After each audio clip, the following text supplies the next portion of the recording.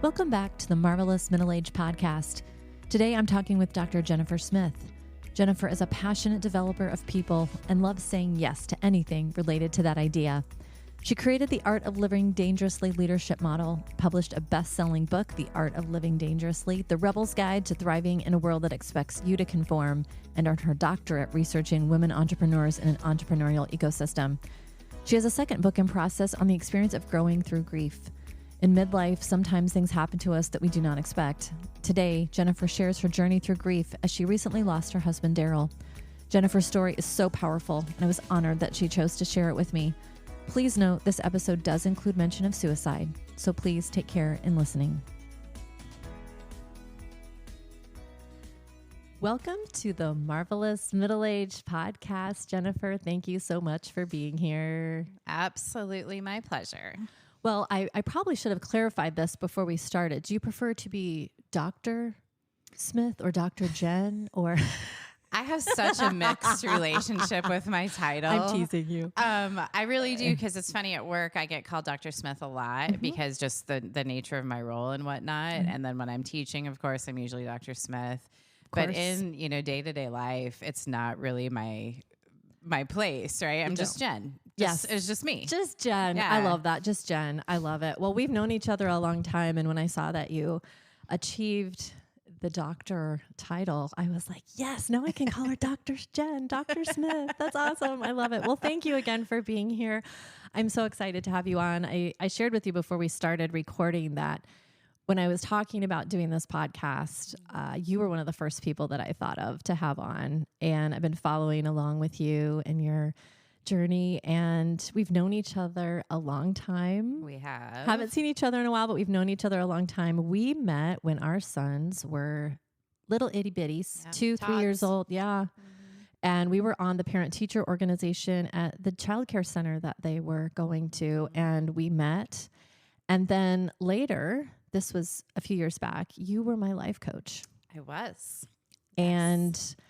I needed that at that time. I was in a spot where I was kind of questioning what I was doing with my life and professionally.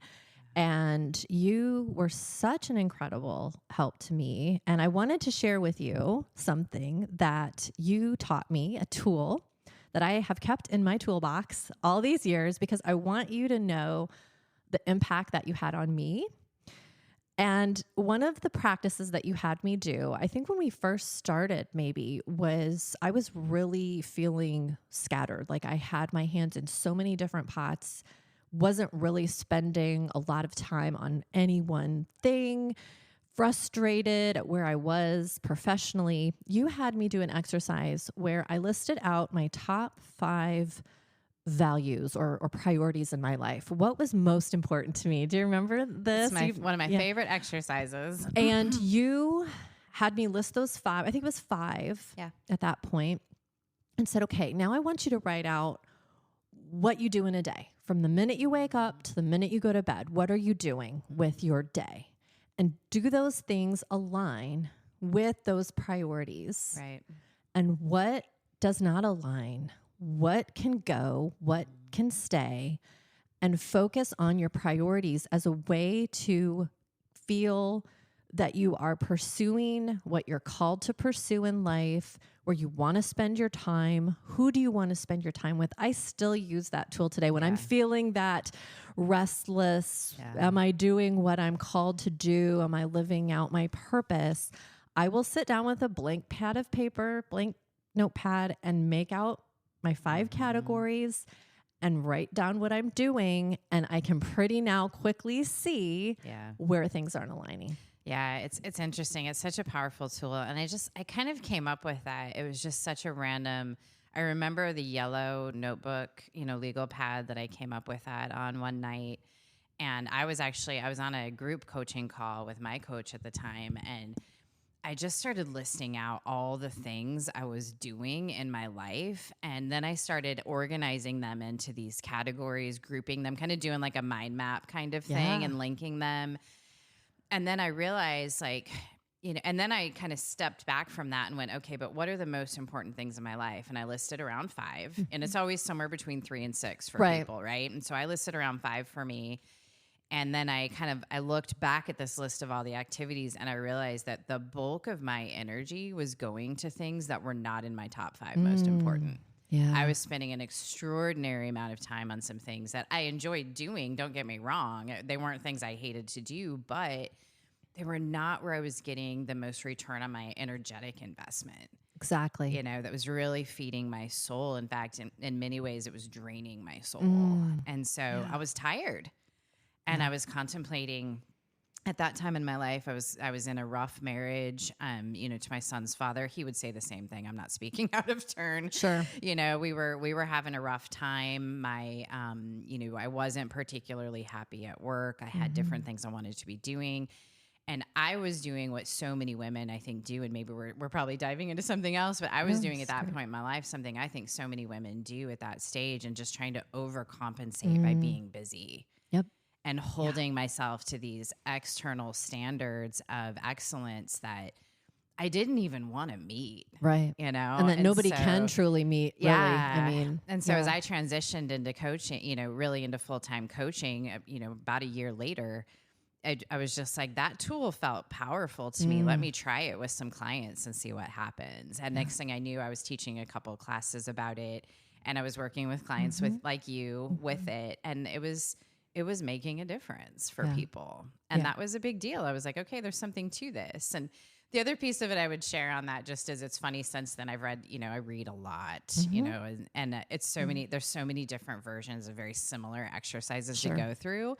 And I'm like, it's almost in a way really nice to know that this wasn't something that just like I was the first person in the world to create it, because like, honestly, I would hate that. Like, I hope other people have stumbled onto that. But for me, the way that it manifested and kind of organically just came to me made it right for me. And a lot of my clients have kind of made it their own. And I love that. You know, I'm not a like stick to the rules kind of person. So I love it, you know? No, well, like I said, it has been something I have carried with me all these years. And I just wanted to share with you that, you know, I think sometimes we wonder if what we're doing matters, you know, and if it has an impact, and are we impacting people? And that definitely impacted me. And it's something that I've carried. I love that feedback, and I'm honored that you still use it and that it still does work for you. I totally do. I do it frequently. So I also wanted you to just share with the listeners what you're up to professionally. You've had quite a journey, and I would love to know,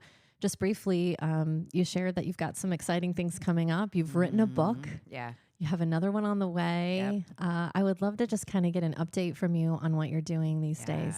Yeah. And, you know, so for those that aren't really familiar with my past, just a quick thumbnail, you know, I came into kind of the professional world through the military. So the first 10 years of my life in the military, I'm one of those people that will freely admit I don't know what I want to be when I grow up. And that still stands at almost 50. Like, I have no idea what I want to be when I grow up. That's okay. It changes all the time. And so my going into the Army was kind of one of those like, hey, I don't know what I want to do. I'm going to go and do this because it seems like a really cool opportunity. And so when I came out, I similarly ended up in Iowa the same way. Had this great opportunity to go to work for a company here in town, and was recruited into that, spent about 18 months there, loved it, and then was recruited into the same, you know, the company you and I worked for at the same time. You know, and from there, I went into an entrepreneurial venture. I owned a store. I went full-time into my coaching. You know, I've owned a couple of different things. I ran rental properties for a while. I've been in a joint art studio, run a couple of retail organizations. And that's all just kind of been evolving. And then in 2018, when I decided to pursue my doctorate, you know, it's funny how sometimes your intuition just leads you in the right way when you follow it. And that's always been my guidepost is, you know, when I've got a gut feeling about something being right or wrong, I try to follow it. And so I try to stay really deeply connected with that feeling. And in 2018, I kind of followed a bit of a whim and decided to do my doctorate. I was not someone who was like, I need a doctorate. That is my life. I need to pursue that. In fact, when my friend approached me about doing it, I was just like, a doctorate? Really? Like me? I don't know about that. But I did it, ended up just really found out that this love of learning I've always had. I've always been a huge nerd, love to learn. Not always real performance driven as far as like, I don't need to like have the A's in the classes, but love the acquisition of knowledge process. And so my house is covered in books. Yeah, I've got conference notes from all kinds of things. I follow way too many podcasts. I'm subscribed to way too many newsletters. You know, I'm one of those people I just love to consume. And so I did this doctorate, and I started out, I had a couple of different topics. I was really interested in this kind of, you know, this whole thing that I do, which is like, what's the different way of living? What's the unconventional, the, you know, the adverse, the abnormal, the against the grain kind of leadership? What is that? I was interested in pursuing that. And that's a really fuzzy topic. Sure. Right? Yeah, exactly. And when you're trying to get to a research question, that's hard. And so, but at the end of the day, I ended up settling in on a topic I was not even remote. In fact, I was actively rebelling against, which was gendered leadership, studying women in leadership. I was actively against it. And the reason I was actively against it was I was seeing so much what I felt like was just rhetoric out there.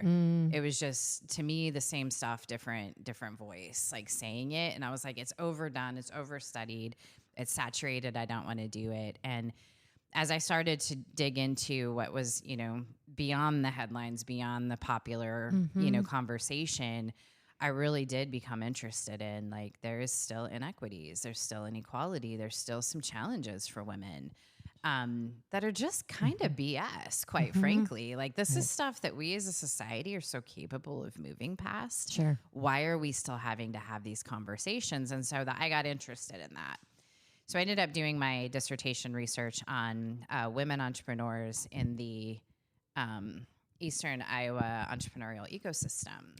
And so I dug into that, and I did what's called a grounded theory study, which the easiest way for me to explain that is if anybody's familiar with Brene Brown's work, that's the kind of research she does. Sure. And so it's that form of research where you're gathering stories for days and days and days and days, and then coming up with meaning out of those stories. And I love that approach. It's just my favorite. It's part of the reason I love podcasting as well, because it's all about the stories, right? It is, for sure. So, you know, so I did that, loved it, graduated. You know, at the same time, I went to work for a nonprofit here in town that was focused on innovation, entrepreneurship, and tech development. And I was writing innovation for them, and, you know, all this stuff. And then I got recruited by another company in town, went to work as their learning and development manager. And that was all being spurred by this idea that I was realizing how much I loved the transfer of knowledge to people. And I'd been doing that through coaching for years, you know, and now it was starting to translate in this totally different way. And I was continuing to coach, continuing to teach. I teach for a university out in West Virginia. I still teach in their leadership programs as a professor. And then, you know, about 6 months ago, I got recruited to head up training for a private security firm based out of New York. And so I'm doing that now, which is a whole different kind of training, much more compliance-based in some ways, but also just this huge emphasis on leadership development and building and growing programs. And I'm getting to delve into things like organizational effectiveness and what makes an organization really effective. Yeah. You know, at the same time, I'm working on a book, which is really based on the experience that I'm having with my husband's death, which I know we're going to get into. Yes. Because I got married it's been a little over a year ago now. I got married to an active duty soldier who died in May of this year. And I just, you know, when he died, it just blew my foundation up, blew my world up, still does on a regular basis. Absolutely.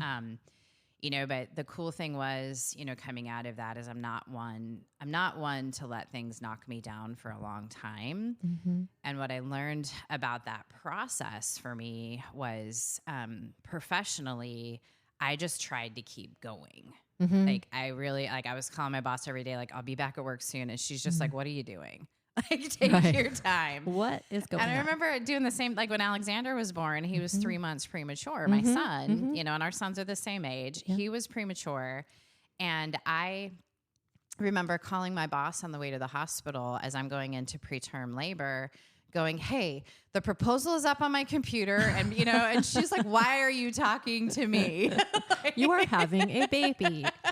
Stop. Go do the baby thing, you know, go save your child's go give life. Birth and then, you know, it was the same thing with this. And, you know, she finally just had to tell me, go focus on what you need to focus on. You are not working right now. Like, go focus. And so professionally, just it made a big difference for me to have a leader who was just like, stop what you're doing. Right. And at the same time, and I had launched a podcast last year called The Dangerous Leader and loved it. Was doing, similarly, just talking with people like you are, and, focusing conversations on this idea of kind of rebel leadership and, living on your own terms. And I was about to launch season 2 just before Darrell died. And again, it's back to that idea of intuition. I had this intuition, like, you need to pause on this, just press pause. And so I called my producer. And I was like, hey, I'm feeling like I just need to wait till the fall. I just, something's not right. This is not going as smoothly as I had hoped it would. I don't feel ready. And sure enough, 2 weeks later, my husband passes away. And it just was this really, really kind of point of clarity for me where, like, okay, I really do need to listen to my intuition on a regular basis. Absolutely. And so yeah. So so today, as I sit here in front of you, I've got, my company is completely changed. I'm still doing coaching and consulting. I've got 2 consultants that I'm working with. They're across the US with their own client base. I'm doing a little bit of coaching right now. I'm not doing a lot of consulting, just timeline wise and quite honestly, emotional capacity. Right. Right. And then, I'm teaching still for the University of Charleston, and then I work full time for this company, and I am, my big claim to fame, I kind of joke about, is I'm their only Iowa-based employee. So,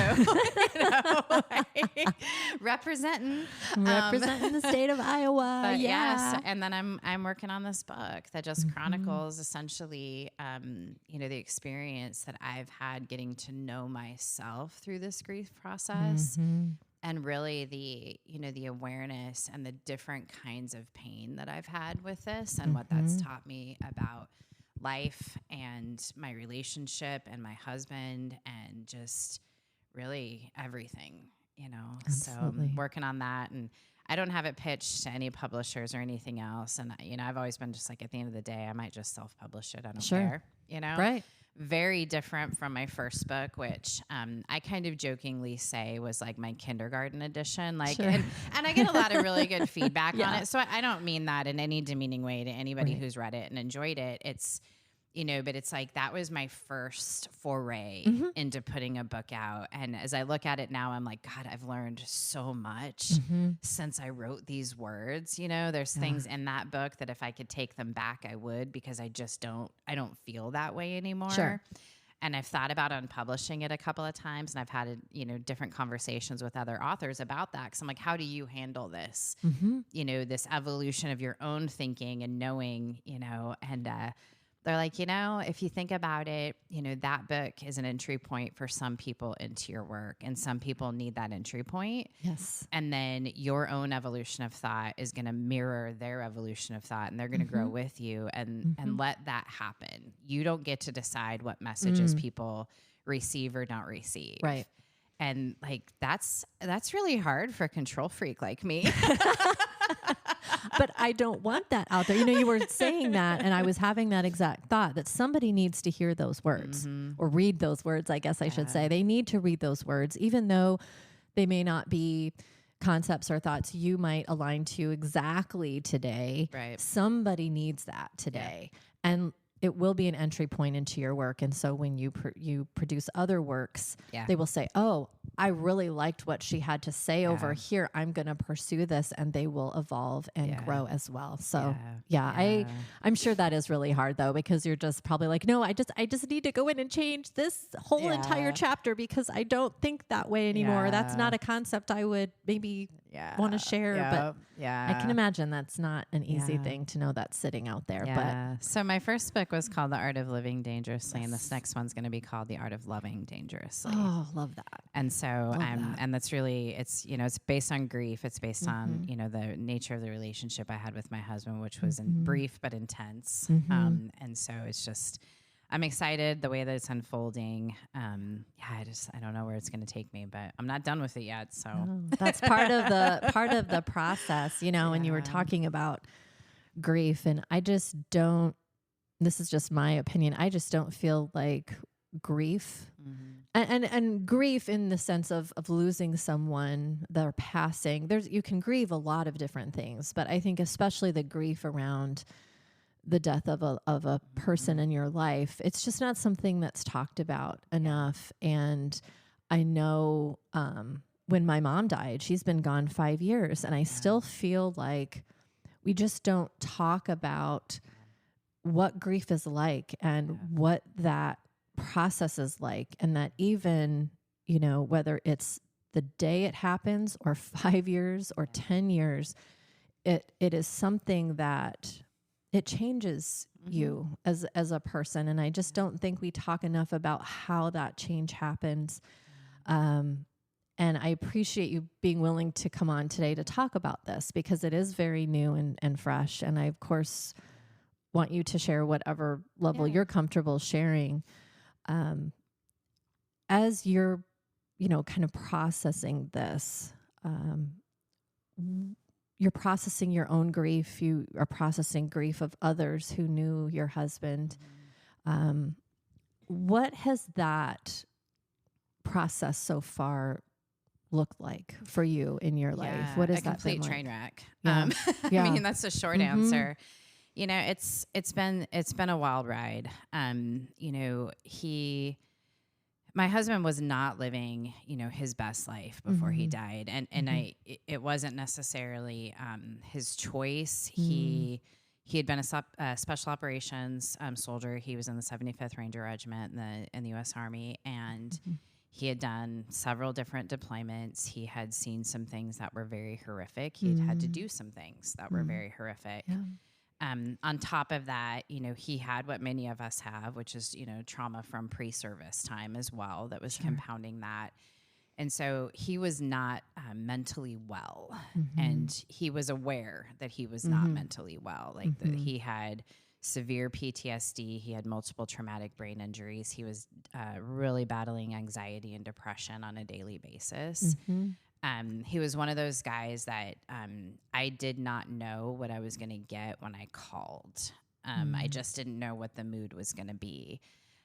He was in the summer of 22. I had to commit him because he was suicidal. And I was really afraid he was going to kill himself. And and that was since I knew him, that was his second 30-day inpatient treatment for that. And so he was not well. And then so that's just the mental component. Physically, he had some stuff that he was battling as well that just physically made it even harder to deal with the mental stuff. Right. And so, he had left Ranger Regiment shortly after, about a year after he and I had gotten together, and he moved to Austin, Texas, and then ended up down in San Antonio, because after that suicide attempt, the Army made a smart decision to send him to a more enhanced support environment. Okay. And so he was in this enhanced support environment. And the tough part about all of that for me was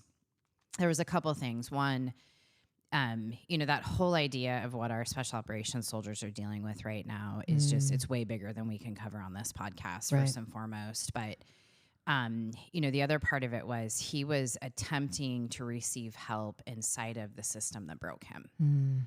And it's like going to your abuser for healing, Sure. And I'm not saying that the Army was doing a terrible job or anything else, but he had an inherent mistrust of that system. And I think that was just, and I didn't see that clearly at that time, but in retrospect, I see that so clearly that that's where some of his resistance to his own healing was coming from. And so, because he battled it. My husband was also someone that if you tell him what to do, he's going to go do the opposite just because he was an ornery SOB. Like he just was, he was ornery. It's part of what I loved about him. He was a wonderful man though. Outside of all of that sickness, like he was a lot like me. Like he lived life to the fullest. Yes. He was, when he was in a good mood, like his sense of humor and his ability to light up a room.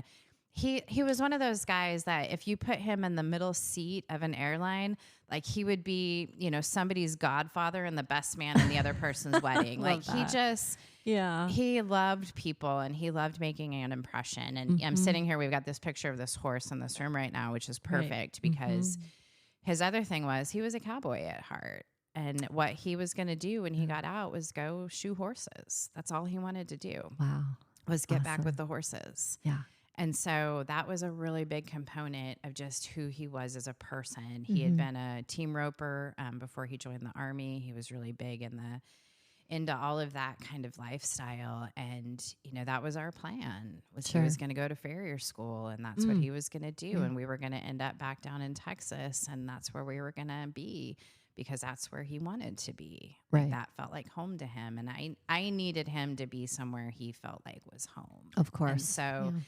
And he had 2 little boys that he lived for them, and he had a hard time with that relationship because of what he was dealing with, but loved those little boys, more than anything. Yeah. And he was so excited to be my son's stepfather and like go to soccer games. And I was kind of laughing about that yesterday with one of the other soccer moms, because I'm like, yeah, Darrell really wanted to like be at these things. I was like, but the thing is, Darrell had never really been at these things, so I don't know what his tolerance Did he know what he was asking for on that one? Yeah, I don't think I don't know. Like sitting on a soccer sideline all day long really feels like, you know. But he was so proud of my son, and he was just really wanting to be connected that way. He just wanted to be in a home. That was what he really wanted, and so. Yeah.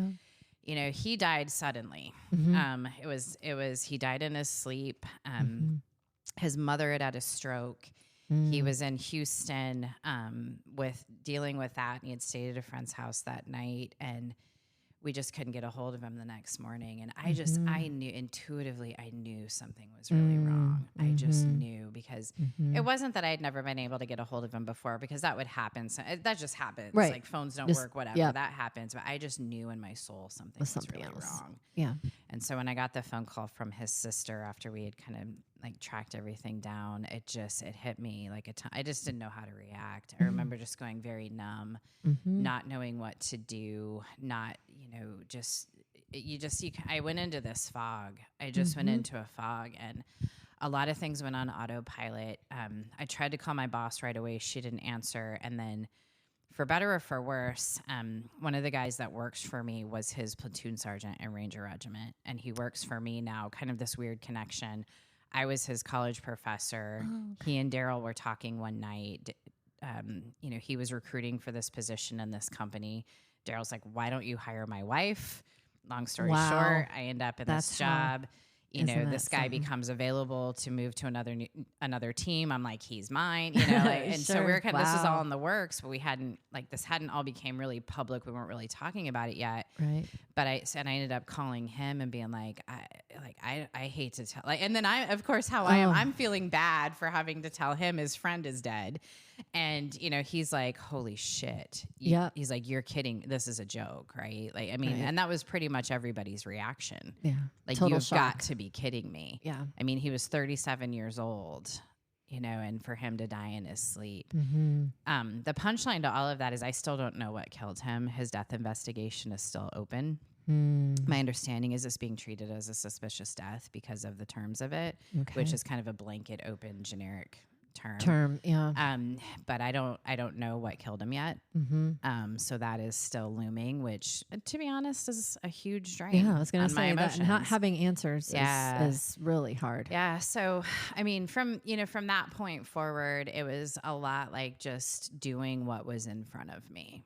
It was, I had to plan the funeral, and I had to take care of the service, and I had to figure out what he wanted. And weirdly enough, that past spring, we had gone to, he was a bit of a delinquent when he was a teenager, and he got to the point where his parents needed to send him somewhere. And so he actually ended up in the place that he needed to be. It was Miracle Farm in Brenham, Texas. And we weren't there because the executive director was retiring, and Miss Sherry had been his house mother and all this stuff. And so we went out there, and we were standing on the front porch overlooking this pond, and he put his arm around me, and he said, when I die, I want to be cremated, and this is where I want my ashes. Like, you don't always get that from people, you don't. Right? And so I was fortunate to get that from him, and so I knew exactly what he wanted. I also knew he wanted a full military honors funeral, and so we planned that in Houston. We had it was over 100 people that were there. Wow. Ranger Regiment sent official detail. which was really good. They didn't have to do that, but they did. We had the honor guard, the 21 gun salute, the whole thing, just heartbreaking. And we did that, and just the connections then that I made coming out of that, with some of the people that really cared about him have been the things that have gotten me through the rest of this time. There's a couple guys in particular that have just really shown up and check on me constantly and help me on those days when I'm just like railing against the fact that this has happened. Right. And, and I'm in denial, and then I'm judging myself for the way that I'm handling it. And I'm, all of that stuff. And, and it's been up and down just constantly. And, and so and everybody's just like, well, grief is different for everyone. It's, and it is like, I 100% accept that. But as a control freak, I want to control how I'm going to grieve. I'd like the steps to be executed and be done with this. 3, check. Yep. And so it's been a real lesson for me, real development, crazy opportunity for me to just get clear on what I'm okay with, where my boundaries are, what I'll tolerate from people and some of this stuff. I've had some people just say some really stupid things to me, in this process. Isn't that, and I think for some, it comes, I believe they believe it's coming from a good place, but if they were to actually hear what they're saying, like repeated back to them, they would be mortified. And and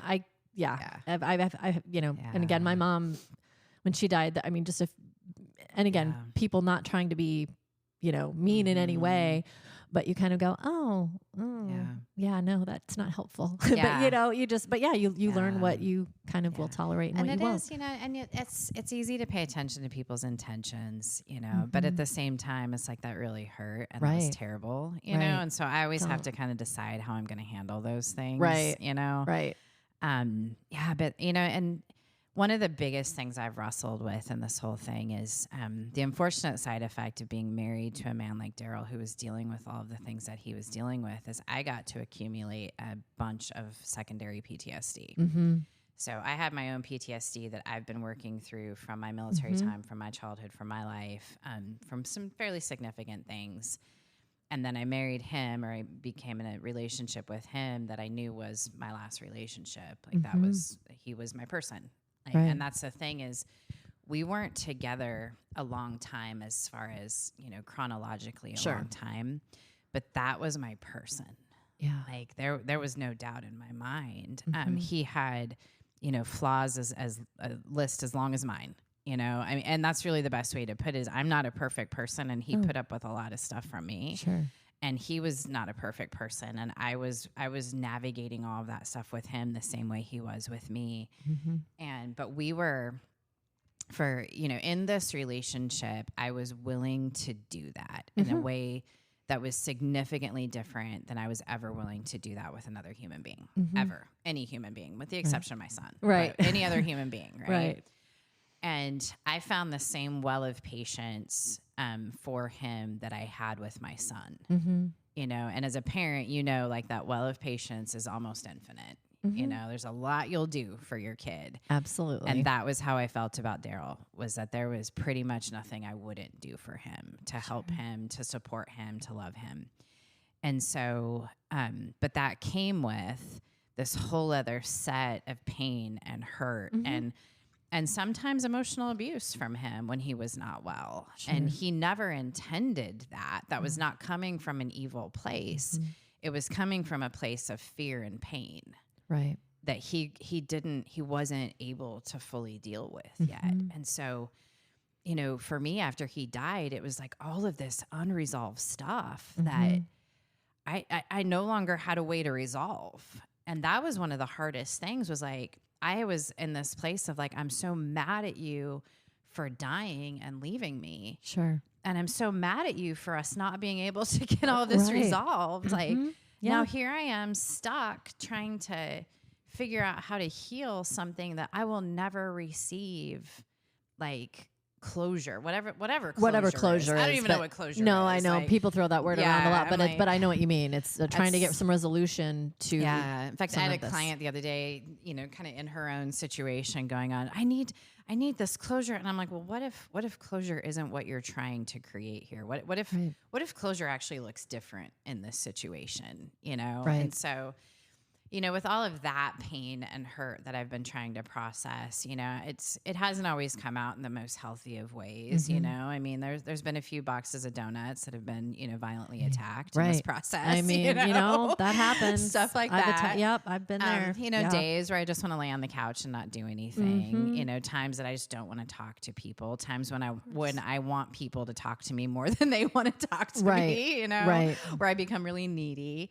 And so it's really been all over the place, but what I've chosen to do, what I've decided to do is just, the people that do show up, I've got like I said, a couple of his friends have just become really, really good systems for me to lean on. And so that's been incredible. And then I've been in therapy, Oh yes. Just almost Absolutely. immediately since all this happened. Big I have a proponent of spiritual that. advisor that I work with really closely. We met last night.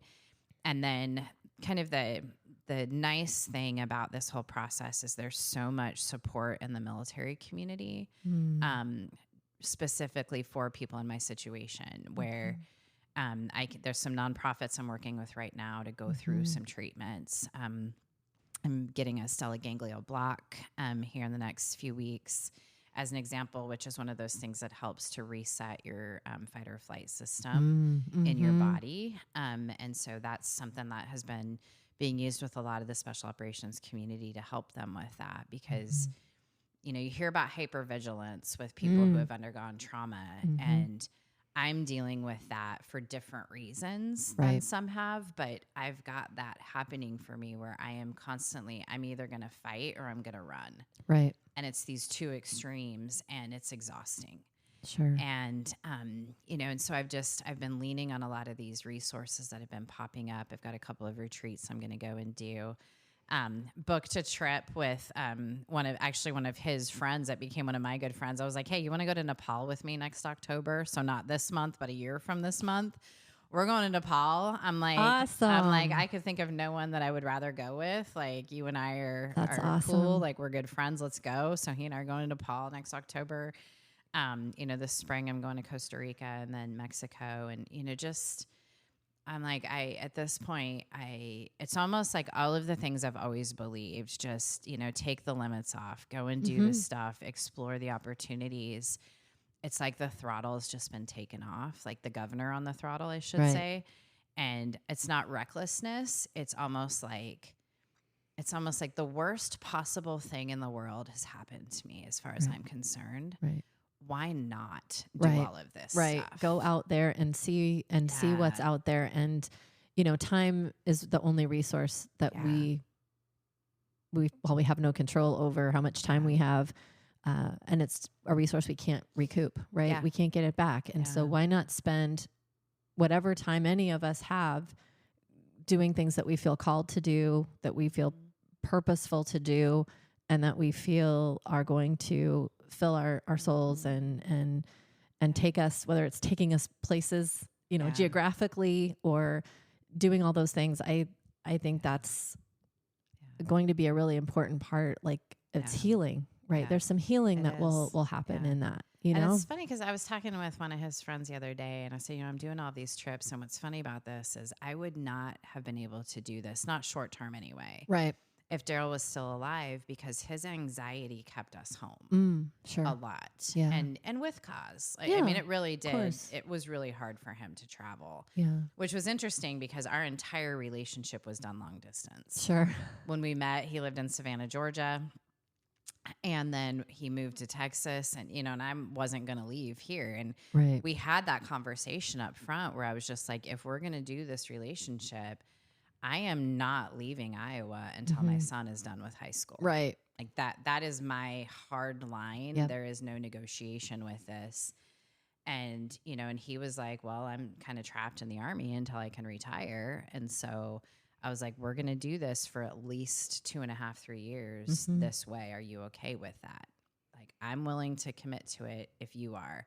And, we laid it out, and I was traveling about a week a month to go see him wherever he was. And he would come here as often as he could. Experienced his first blizzard last Christmas, we had a great blizzard, all that stuff, it just, it was always about he and I. It was always just that deep commitment that we needed to make. And so I'm like, okay, I've demonstrated to myself that I can make those deep commitments. Where else do I need to do that in my life? Right.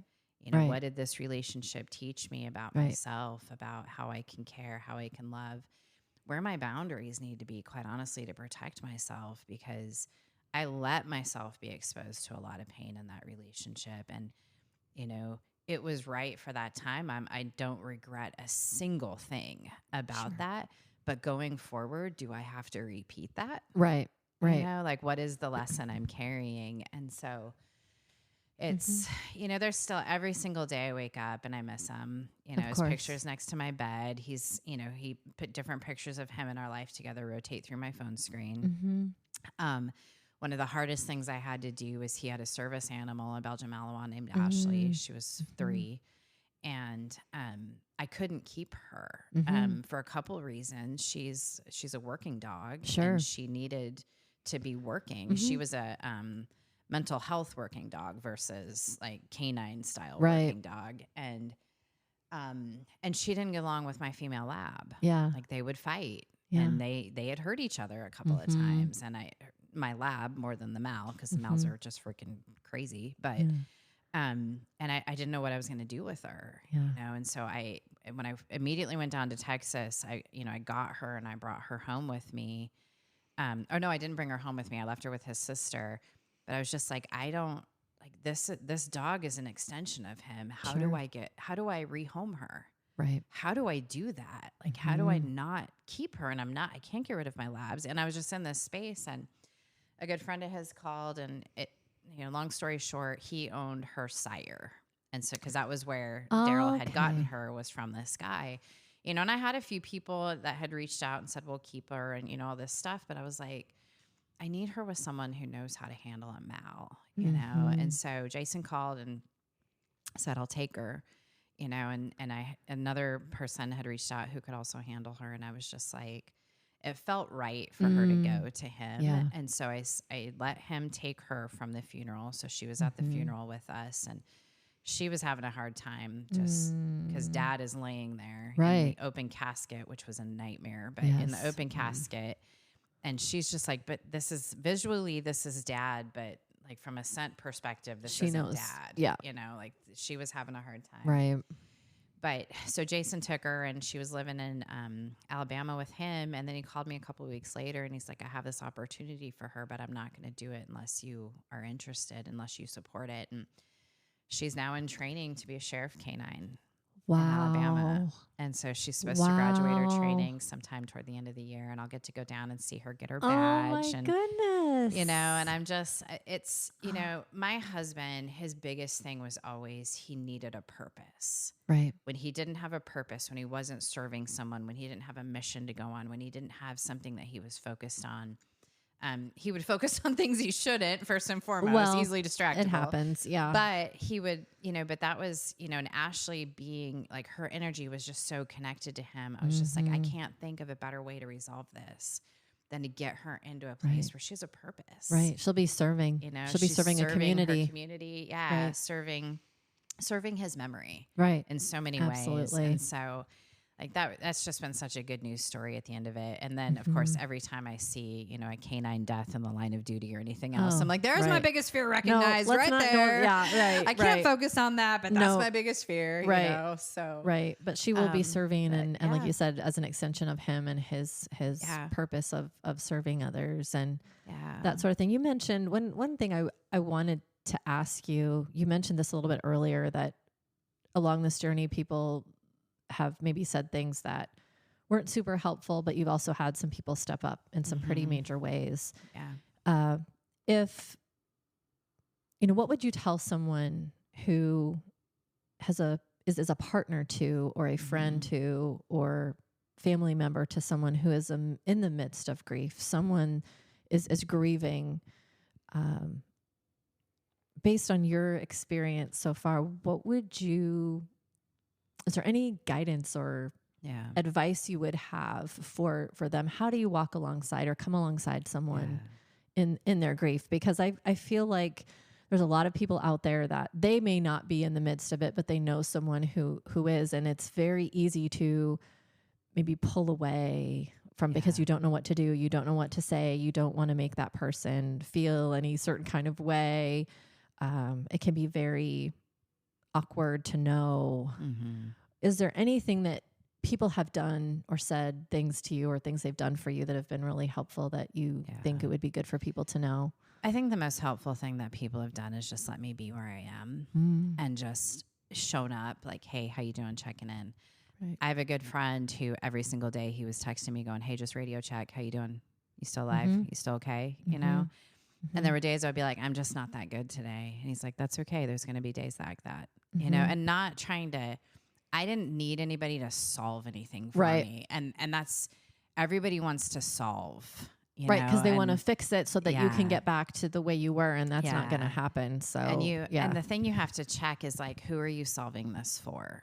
Because you trying to solve this right now doesn't help me in the least. I don't need anything solved. I'm just in pain. Yep. There's not a pill or a word or a book or a podcast. There's nothing that's going to help me. That's going to be the solution. Right. There are things that are going to help me along the journey. And so there were times that I just needed to talk and be sad or talk and be mad. Yep. You know, and I had some people, you know, that I thought were showing up for me that couldn't handle it when I would get mad. And honestly, like that's okay for them. Sure. Like, it really is. But what I learned is, okay, when I'm in that mood, I can't rely on them. Right. You know, but other people were just like, yeah, you have every right to feel however you feel. And I think that part of it was maybe the most helpful, was just that permission giving in a weird way of like, you know what, just feel how you're going to feel. I remember reaching out to one guy one time and just being like, this is what's in my head right now. Like, am I crazy? He's like, I think you're entitled to do and say and think whatever you want right now. Do it. Like, if that's how you're feeling, feel it. Go deep with it. Right. You know, and on the flip side of that, I have another friend who was like, hey, I'm going to let you be crazy for a while. Like, that's cool, but you're only going to get to do that for a little while. Right. You can't get stuck. It's like when I see you spiraling and recycling and doing this over, it's like, I'm going to tell you, I'm going to call you on it. And he did. Like recently, he did. I was spiraling on something. He was like, you're being a dumbass. Right. Right. And there are people in your life that can do that, right? Not everybody could probably do that with you, but there are people in your life that you know and trust enough that when they say those things, you know they're saying it from a place that's good, that place that has you at the priority. And I think being curious versus being the solver has been the most effective thing for me. Just ask the questions. Like, don't assume you know what I need, because I don't know what I need many times. And so there's even like this morning, I told one of my friends, I'm like, hey, I'm going to go on this podcast. He's like, I think it's too soon. I was like, well, I appreciate that opinion, but I'm still going to do it. You know, and he's like, well, I'll be here if you need me when it's over. And I was like, no, I appreciate that perspective, because in some ways, maybe it is. Maybe it is too soon to talk about this, but maybe that's also healing for me because of my personality and who I am, and the fact that I do tend to process through words. Like, words are my thing. Right. And so, it's interesting because I'm at a place now, just in my life in general, where people can say that to me and I can say, thanks, I'm going to go do it anyway. Right. Maybe years and years ago, you would have been like, oh, and I don't know. He doesn't think I should do it. I should probably not. Right. You know, some man is telling me, which that's a whole other dynamic. I'll say that's another podcast. Yeah. I love it. Well, no, and the fact that you are coming on today, I really, really appreciate it, because I know there are going to be people listening that are going through or have gone through something very similar, and your words are going to speak to their soul and their spirit. And it's going to be, I think one of the things that's powerful is sharing our stories. Yeah. And it's validating, and we know we're not alone. Even though sometimes it feels like we are in things, we're not alone. There are other people out there that are dealing with very similar circumstances. And so to hear someone else speak maybe some of the things we're feeling or experiencing, it's like, oh, wow, okay, I'm not alone here. And I'm not going through this by myself. I may not know this person that's speaking of these things, but I'm hearing their words and I know that it's coming from their lived experience, and I'm not by myself. I'm not alone. I'm not alone. So I want to wrap again. Jen, thank you so much for being on. I really appreciate you sharing your story and talking about Darrell and the man that he was, and how he's really, seems like he is, his spirit is living on through, this book. I'll be anxious to read, and as it comes out, and in the things that you're doing to honor him. I always like to wrap up the podcast with a couple of questions. Sure. We're in the middle stage, the marvelous middle age, which sometimes it's not so marvelous. And there are other times when it can be really marvelous. You're navigating a lot right now. If you had to go back to Jen in her 20s and her 30s, what would you tell her about this stage that you're in right now? So I had a different version of this conversation with somebody earlier. I was like, God, if I had the knowledge I have now with the energy and figure I had, not that I don't really have body image problems at this stage in my life, but darn it. Yeah, our 20s and 30s are different. It's a different thing. You're physically different. You have different energy levels and all of that. And it's, for me, if I were to time travel back to that person, there's just patience, because I'm very naturally an impatient person. But in my 20s, I was, just think about who I was during that time. I was actively alcoholic. I was on my first marriage, divorced. I was in the Army. Just all of these things were so different for me at that time. And I was so anxious to figure life out. Like, I just need the answers, and what I learned, in the next probably 8 to 10 years was that the joy and the experience was in the journey. And I was trying so hard to get somewhere at that time. And so patience would be, the thing I would go back and try to reinforce is just like, trust the process. Like, so much is unfolding and so much is evolving, and that's a reminder I have to give myself a lot today. Absolutely. Is trust the process that's going on here. And raise your hand and, wave the flag and, ask the questions. Don't blindly, naively stumble and let, stumble into walls or miss opportunities. But, there's a process of growth in this lifetime, and we're not supposed to figure it out. Like, I would tell myself to drop the phrase figure it out, like 100% from my vocabulary. There's nothing to figure out. There is a lot to experience and grow and evolve from, but there's not a dang thing to figure out. Just keep showing up, Absolutely. I love that. Well, I just want to again thank you for being vulnerable and sharing your story. And I know it is going to speak to a lot of people. Well, thank you. Just like the coaching tool that has stuck with me all these years later, your story is going to resonate, and it's going to help a lot of people. So I'm excited for the book to come out. When it comes out, we'll have you back on. Yeah, and sure. I'd love to talk about that some more. Thanks a lot, Jen. It's just been such a pleasure to catch up with you and to visit with you today. Yeah, thanks, Nicole. If you are enjoying the podcast, please follow the show to make sure the latest episode is on your podcast feed each week.